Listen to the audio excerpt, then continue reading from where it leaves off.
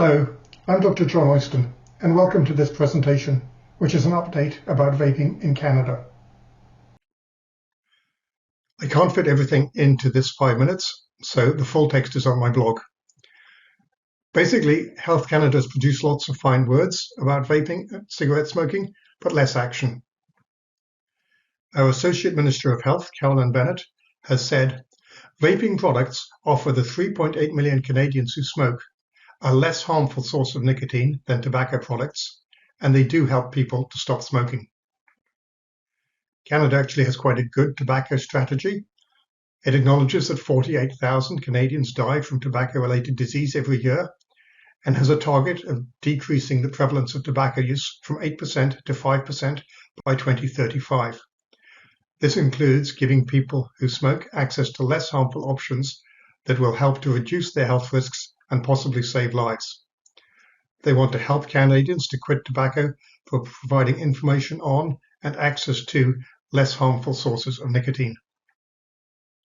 In the review of the Tobacco and Vaping Products Act, they said that the majority of adults who currently smoke are not aware that vaping products are less harmful than using tobacco products. In fact, a 2021 survey showed that only 17% of adults who smoke and don't vape understand that vaping is less harmful than smoking cigarettes. They say work could be undertaken to communicate the relative risk of smoking in comparison to vaping to people who smoke. But in fact, this project has been on the back burner since 2018. The Health Canada website was revised in February 2023 and is now simple and straightforward. It says vaping products do not contain tobacco, that nicotine is not known to cause cancer, that vaping is not known to cause popcorn lung, and that EVALI is linked to contaminated illegal US cannabis products. Furthermore, it says that the evidence suggests that vaping nicotine can help adults to quit smoking, and it suggests that if you're a smoker who has tried approved methods to quit and you're still smoking, switching completely to vaping nicotine is less harmful than continuing to smoke. Unfortunately, to date, no vaping products have been approved in Canada, and that means these products are not available on prescription. There were two big smoking cessation conferences this year, and I was banned from both of them. In January 2023, the Ottawa Model for Smoking Cessation banned me on the night before the conference because of my conflict of interest. Similarly, with the National Conference on Tobacco and Vaping, I got my login information in December, but on the night before the conference, they said that they were unable to allow me to attend. What they actually mean is that they chose to ban me. But again, Johnson & Johnson are allowed to sponsor the event and include their advertising in their brochure. However, a friend who's in the tobacco industry actually gave me access to the website for the conference. And I found out that Dr. Rob Schwartz acknowledged that teen smoking rates are decreasing more rapidly than expected, but he failed to connect this to the simultaneous rise in teen vaping. He also suggested that nicotine use was a cause for public health concern. Dr. Peter Selby from CAMH mentioned that EVALI and exploding vapes are possible reasons why you should not recommend vaping to people who smoke. And Professor David Hammond said that all vaping is doing is replacing medical nicotine replacement therapy as a way to quit smoking. Vaping rates in Canada are now quite stable.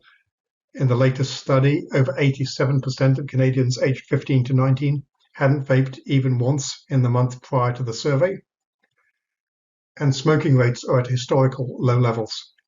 In 2020, the cigarette smoking amongst 15 to 19-year-olds was 3%, a decrease from 5% in the previous year.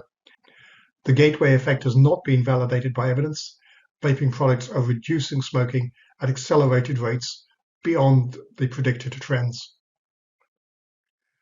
This is an overview of some regulations about vaping in Canada.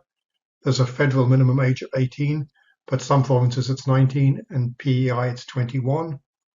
The proposed national flavor ban on vaping flavors seems to have been abandoned, but flavors are banned in several provinces, and they may soon be banned in Quebec. Snus are legal in Canada, and they're regulated as tobacco product. They can be sold wherever cigarettes are sold, but they're not currently promoted or discussed much in Canada. Nicotine pouches.